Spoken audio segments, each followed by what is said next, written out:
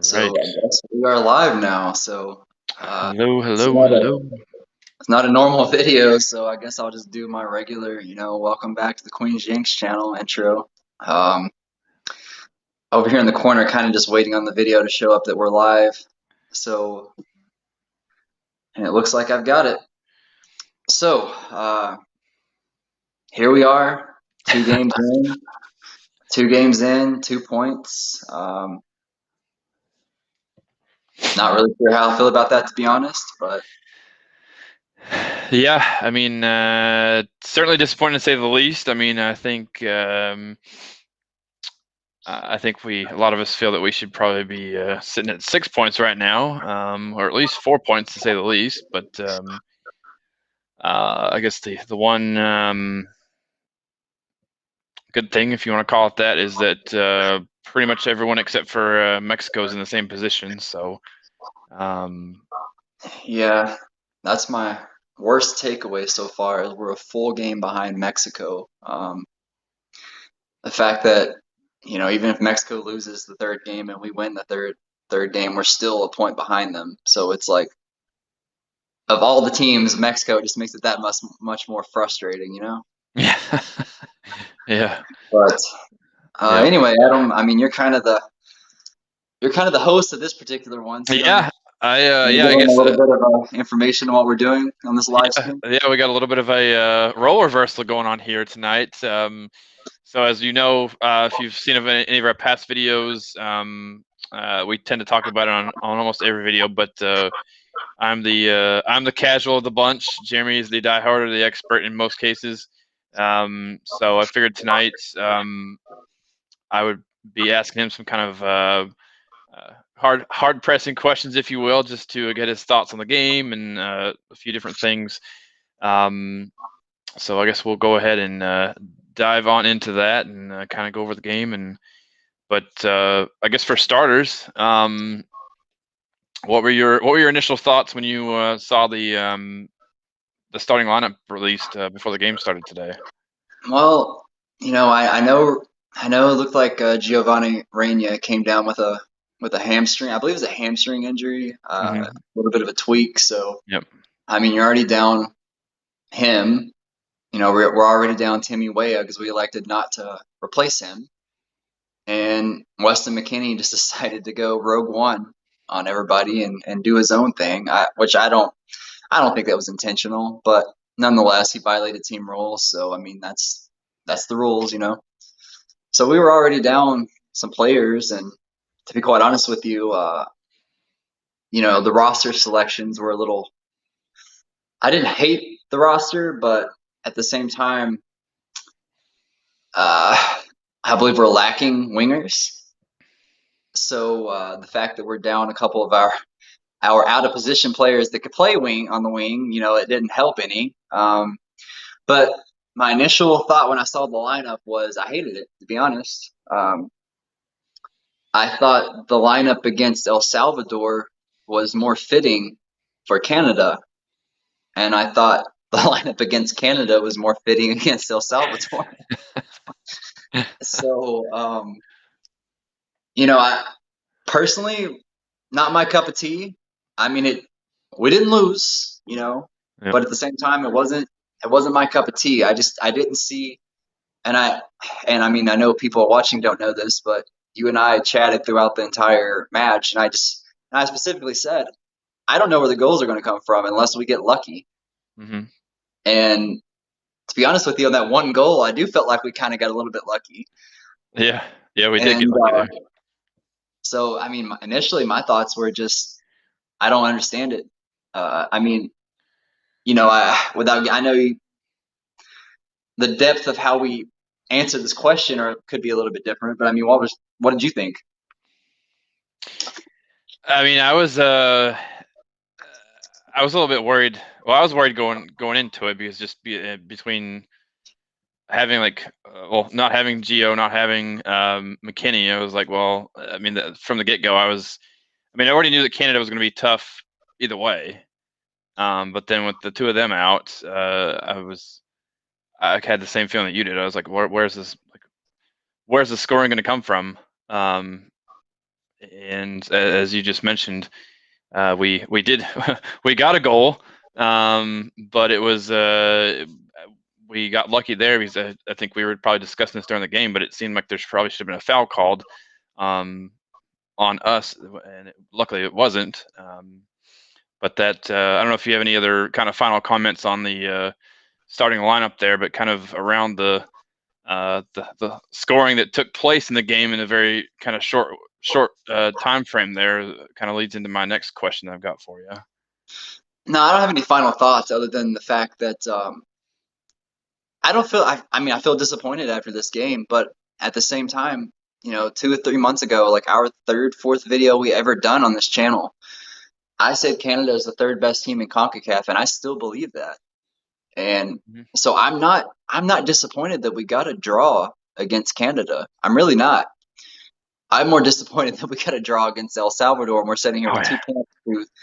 I didn't have a problem with 4 points through these 2 games, but I have a problem with 2 points through these 2 games. Oh, yeah. But I don't know if that's going to answer. I don't know. I don't want to get too much into it in case one of your other questions is about anything about that. But anyway, that's my final thought, I guess, on the lineup question.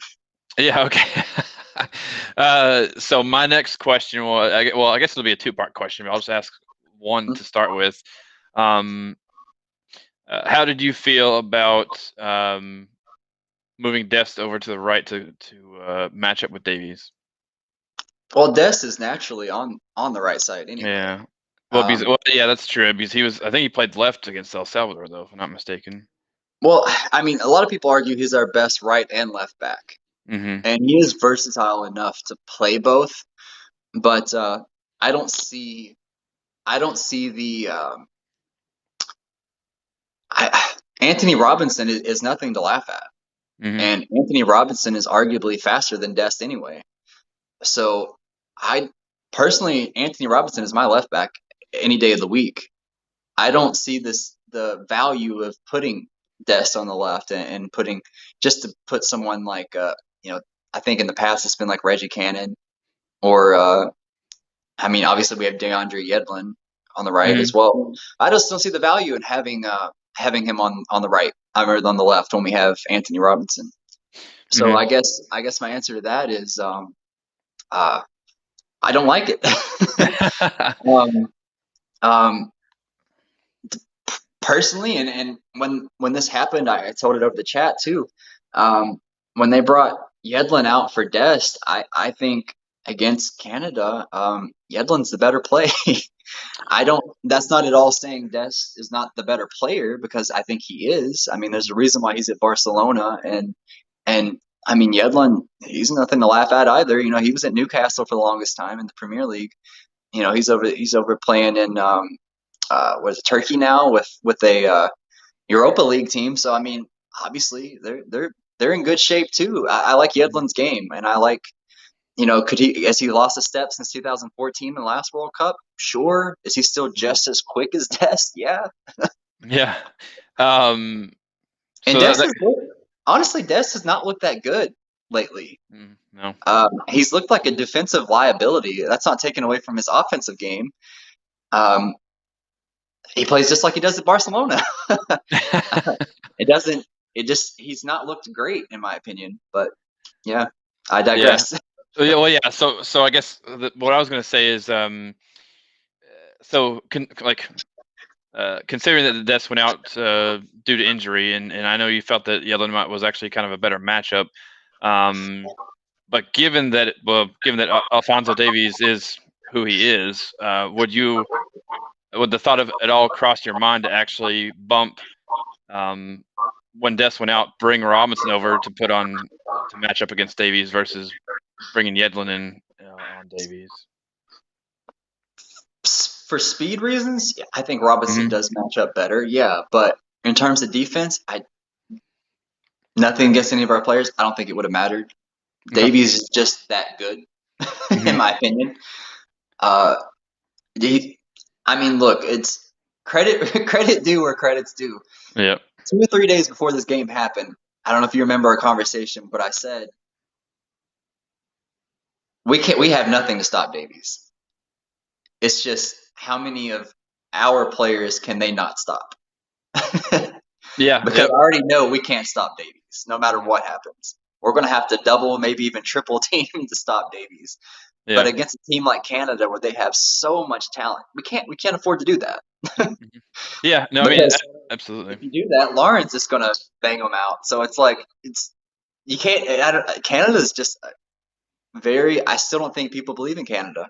They've got a great manager, in my opinion, and they match up. They can beat anybody in CONCACAF on any day. Hmm. Yeah. I mean, I felt like they really did. Because I mean, for the most part, I felt they did a good job with Davies because obviously the scoring answer to after we scored that Canada had. I mean, that was I felt that was a huge mistake on Yedlin's part, and then I believe it was John Brooks who looked like a statue standing in front of the goal, not trying to not defending Lauren, and then Matt Turner was out of place too. So it was like it's just it was like a huge snowball effect right there in like a matter of like 10, 15 seconds. Yeah, and to comment on that, we've only watched the game in real time.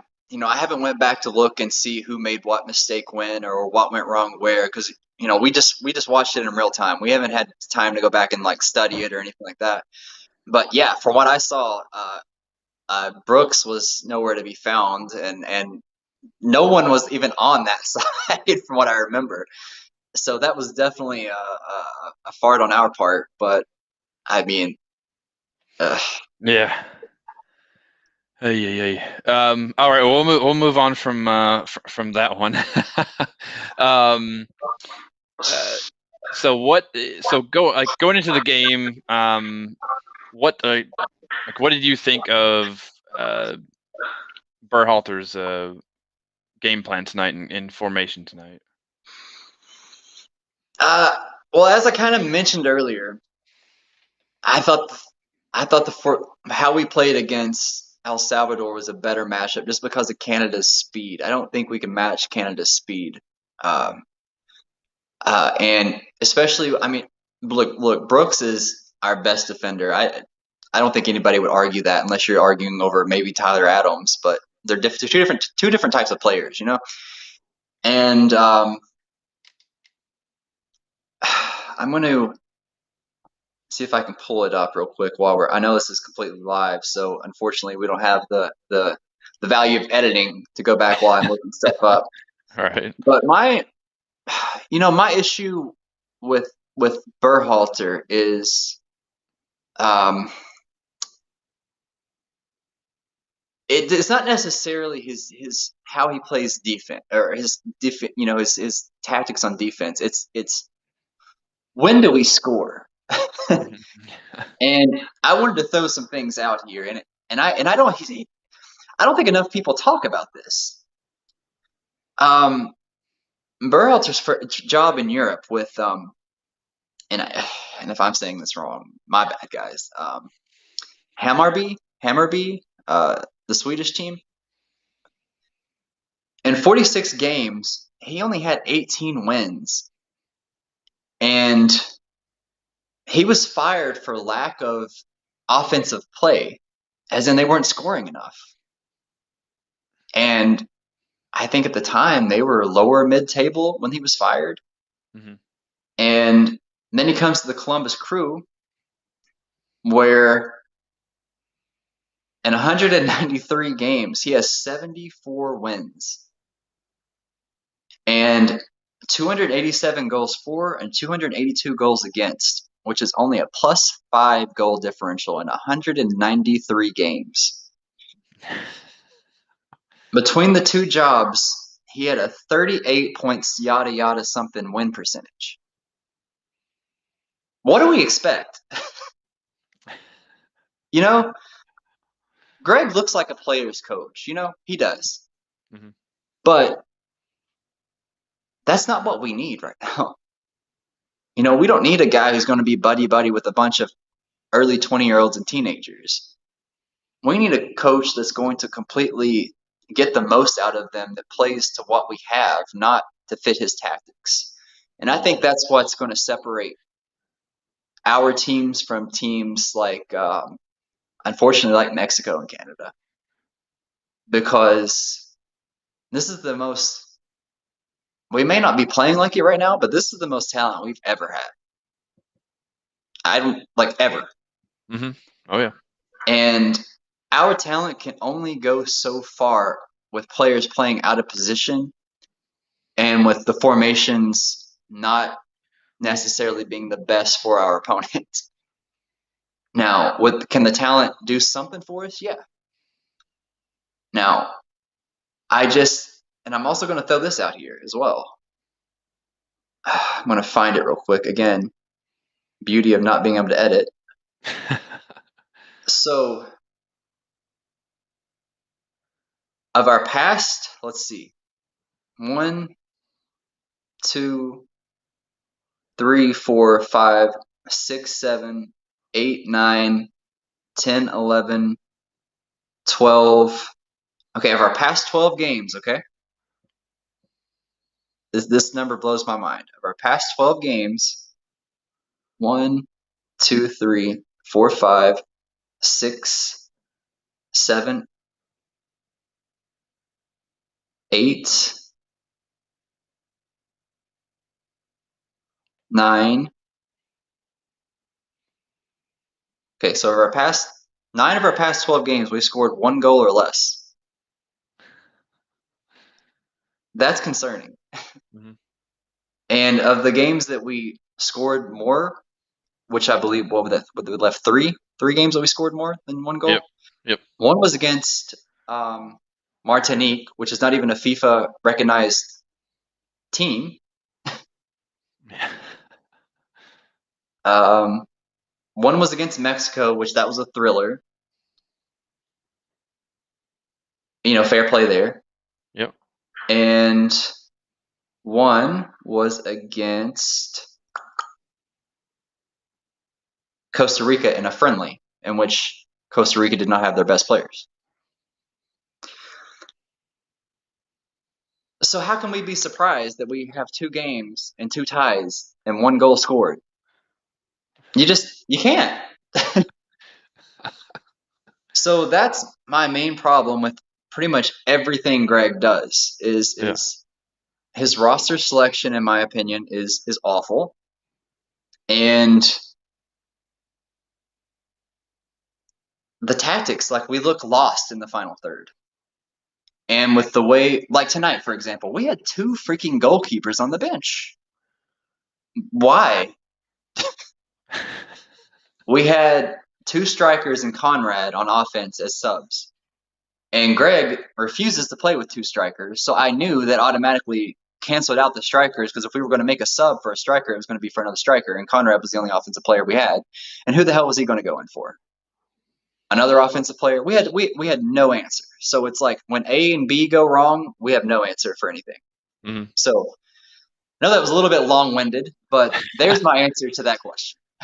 All right. Well, my couple other questions I've got for you there kind of might play into a little bit to the answer that you already gave, but I know one of the biggest things that we were talking about during the game, and I'm sure probably everyone's talking about this, is the fact that we couldn't do anything in the middle on offense because as soon as we tried to go to the middle, all Canada had to do was collapse on us, and there was nothing we could do. So my question is, what do you think Berhalter or what do you think you would have done to counteract that? Honestly, there was nothing we could do with the players we had. I mean, they're crowding the box because we have no wingers. Mm-hmm. And we have no wingers because we didn't bring any. Our best option at wing was Timmy Weah, who was, hurt, and that's understandable. I mean, but the decision to not bring anybody else in to replace him is one that I don't like. Mm-hmm. We have players like, again, Julian Green is not a natural winger, but he's an offensive playmaker, and he's hungry. Obviously not having Rania there hurt a lot because in my opinion, he's probably a better threat than Pulisic.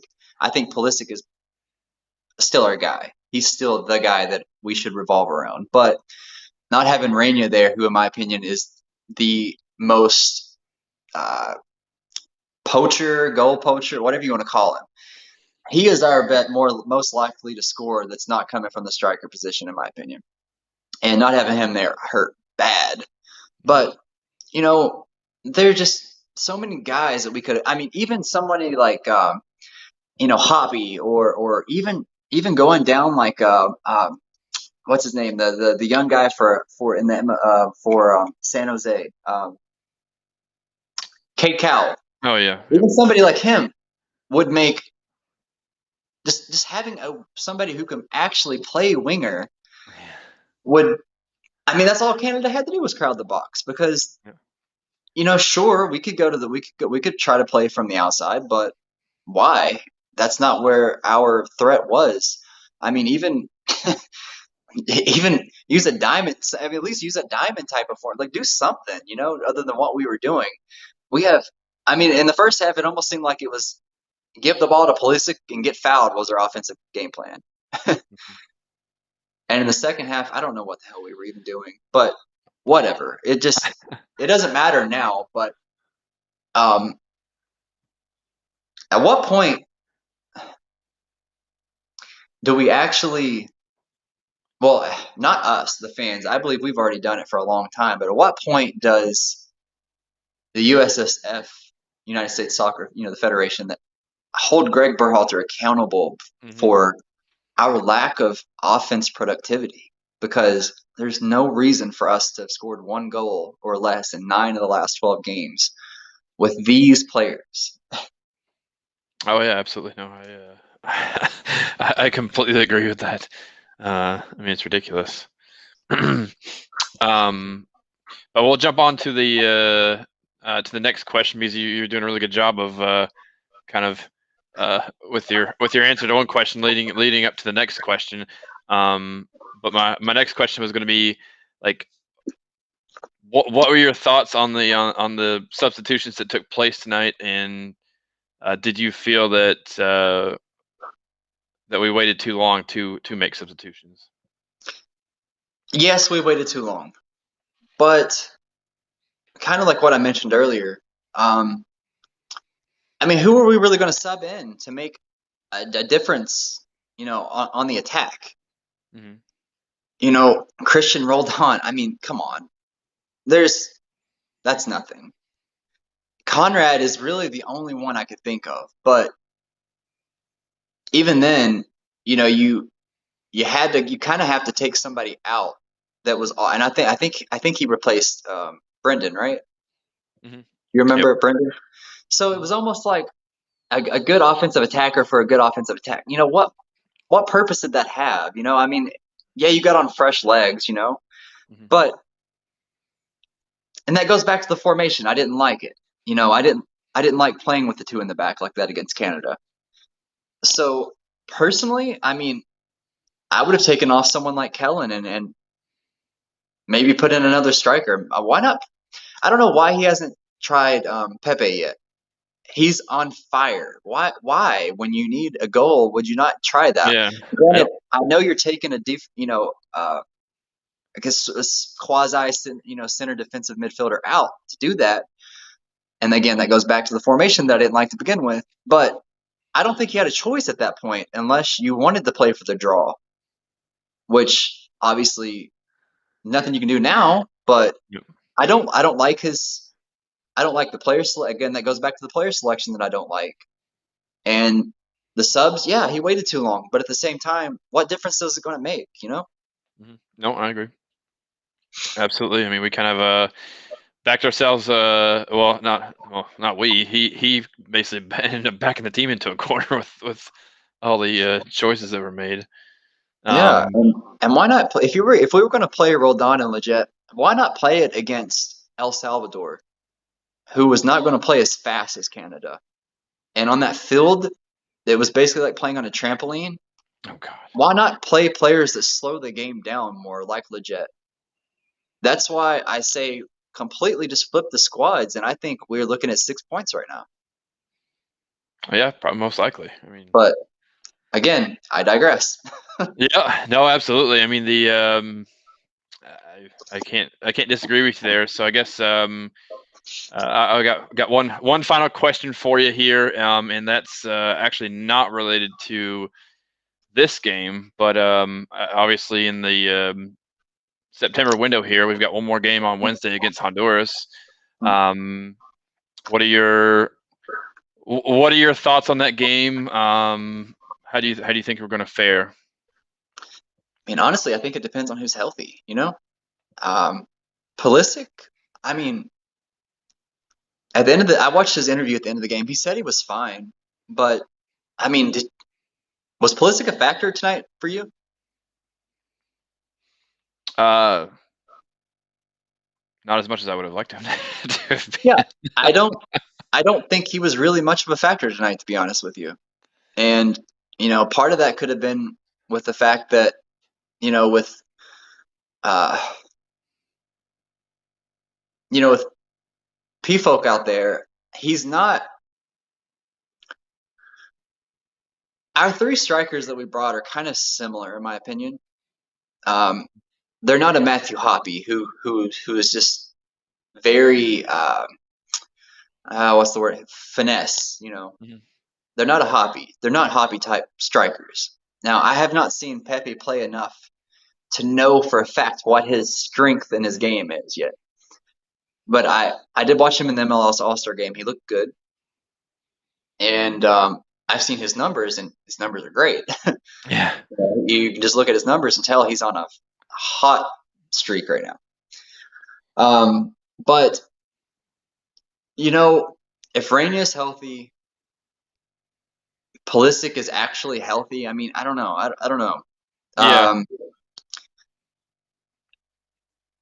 I'm look. I like Josh Sargent. People don't realize he's still just like 21 years old. He's still young. Mhm. But at the same time, gosh, it'll take me too long to look it up now. But of his goals scored, they've all been against nobodies that he scored in a U.S. national team jersey. Mhm. At at what point do you understand your striker's got to score and got to score against more people than against more teams than Cuba? Mhm. Um, Pifo, because in my opinion, he hasn't played enough yet. Uh, personally, my starting striker is Hoppy, who's not even on the team right now. Yeah. No. Yeah. Exactly. but but assuming Weston's back, I'm assuming that was just a one game thing. I I don't, certainly hope so. I don't know. We have no reason to not beat Honduras, and if we draw and don't score or lose to Honduras, I'd rather go. I mean, look, Greg is wasting this team, in my opinion, right now. Mhm. And if we don't come out of Honduras with a win, we've got what, maybe a month before the next window or something. Yeah. Yeah.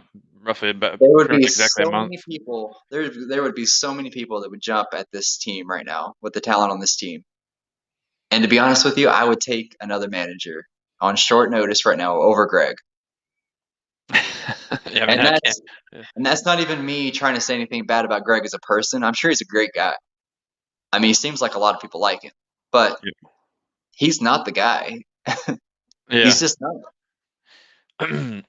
No, I completely agree, and I guess I lied. I got one last question, which I think I already know your answer to this, but um, uh, in the game against Honduras, do we see Horvath? I hope so. I hope so. I don't know what Greg has against Horvath.